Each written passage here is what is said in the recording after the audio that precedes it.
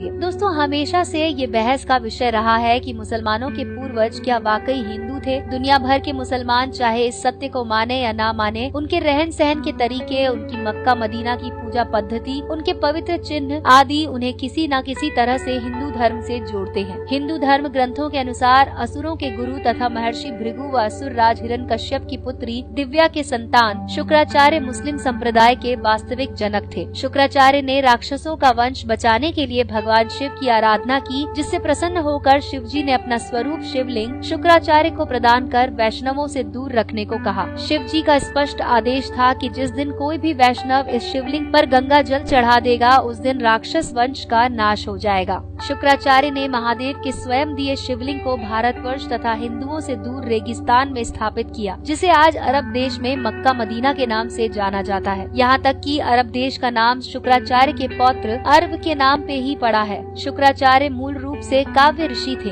और उनके सम्मान में मक्का मदीना के शिव मंदिर को काव्या नाम दिया गया। कालांतर में काव्या नाम विकृत होकर काबा बन गया, जिसे मुसलमानों का सबसे पवित्र स्थल माना जाता है। अरबी भाषा में शुक्र का मतलब महान माना जाता है और शुक्रम अर्थात शुक्रिया अथवा धन्यवाद शब्दों का जन्म भी गुरु शुक्राचार्य के नाम पर ही हुआ है। मुसलमानों का पवित्र जुम्मा शुक्रवार को मनाने की वजह भी गुरु शुक्राचार्य ही है। रामायण के अनुसार शूर्पणखा का वध नहीं हुआ और वो गुरु शुक्राचार्य के आश्रम में ही रहने लगी थी। ये सबको पता है कि भगवान श्री राम के आदेश पर लक्ष्मण ने शूर्पणखा के कान और नाक काट दिए थे। तभी से वो अपना चेहरा ढक कर रखती थी। शूर्पणखा के चेहरे ढकने की परंपरा को अरब देश की औरतें आज भी निभाती हैं। अरब देशों के रेगिस्तान में तेज धूप होने की वजह से वहाँ के लोगों ने सिर ढकने के लिए टोपी पहनना शुरू कर दिया, जो आगे चलकर उनकी पूजा पद्धति में शामिल हो गया। रेगिस्तान में उपजाऊ जमीन, अनाज आदि के अभाव में लोगों ने जानवरों को मारकर खाना शुरू किया और इस हत्या को कुर्बानी का नाम दिया गया। इंसानों के मरने के बाद उन्हें जमीन में दफन करने की परंपरा शुरू हुई, जिसका मुख्य कारण रेगिस्तान में जलाने योग्य लकड़ी का ना होना था। काबा में 360 मूर्तियां हैं, जिसमें शनि और चंद्रमा की मूर्तियां भी शामिल हैं। मुस्लिम इतिहासकारों के अनुसार इनमें से ही एक मूर्ति को अल्लाह का नाम दिया गया। शनि चंद्रमा के अलावा सूर्य और अन्य ग्रहों की मूर्तियां होना इस बात का प्रतीक है कि काबा में नवग्रहों की पूजा की जाती है। हिंदू धर्म आज भी नवग्रहों की पूजा करता है। ये माना जा सकता है कि मुसलमानों को नवग्रह पूजा सिखाना गुरु शुक्राचार्य का ही काम है। अर्धचंद्र को हिंदू धर्म में पवित्र माना जाता है, क्योंकि ये भगवान शिव के ललाट की शोभा बढ़ाता है। अर्धचंद्र चिन्ह का काबा में महादेव के प्रतीक पर होना इस चिन्ह को मुसलमानों में पवित्र बनाता है और इसे इस्लाम के झंडे पर स्थान दिया गया है। हिंदू धर्म के पवित्र शब्द ओम के संस्कृत रूप ओम को अगर शीशे में देखें तो ये अरबी भाषा में लिखे गए अल्लाह की तरह दिखाई देता है। यहाँ तक कि मुसलमानों में पवित्र माना जाने वाला 786 अंक भी ओम से ही बना है। ध्यान देने वाली बात यह है कि कोई भी मुसलमान इस बात को स्वीकार नहीं करता कि 786 अंक वास्तव में हिंदुओं का वैदिक प्रतीक ओम है। कोई भी मुस्लिम बुद्धिजीवी ये नहीं बता पाता कि अगर 786 अंक ओम नहीं तो आखिर क्या है। मुसलमान मक्का जाकर काबा के शिवलिंग की 7 बार परिक्रमा भी करते हैं, जो बहुत पहले से चला आ रहा है। गुरु शुक्राचार्य ने यकीनन इस्लाम से पूर्व पैदा हुए अरब क्षेत्र के लोगों को हिंदू पूजा पद्धति सिखाई होगी। दोस्तों मक्का से कुछ ही दूरी पर एक बड़ा साइन बोर्ड लगा है, जिस पर लिखा है कि इस क्षेत्र में गैर मुस्लिमों का प्रवेश वर्जित है। ये साइन बोर्ड उस समय का प्रतीक माना जाता है जब इस्लाम की शुरुआत हुई, तथा ये भी अंदाजा लगाया जा सकता है कि शुक्राचार्य ने भगवान शिव की दी हुई चेतावनी पर अमल करते हुए इस मंदिर के क्षेत्र में हिंदुओं के प्रवेश पर प्रतिबंध लगाया होगा। जहाँ भगवान शिव का मंदिर होता है, वहाँ पवित्र नदी का पानी भी पाया जाता है। हिंदू मंदिरों की ये परंपरा भी काबा से जुड़ी हुई है और मंदिर के साथ ही पवित्र पानी का स्रोत भी स्थित है, जिसे जमजम पानी के नाम से जाना जाता है। तो दोस्तों ये था हमारा रोचक वीडियो, जिसमें हमने आपको बताया इस्लाम का एक अनकहा सच। अगर आपको हमारा ये वीडियो पसंद आया हो तो इसे लाइक करके अपने दोस्तों के साथ जरूर शेयर करें। दोस्तों देखते रहिए रहस्य मैक्स यूट्यूब चैनल। लाइक कीजिए, सब्सक्राइब कीजिए तथा अपने दोस्तों के साथ शेयर करना ना भूलें।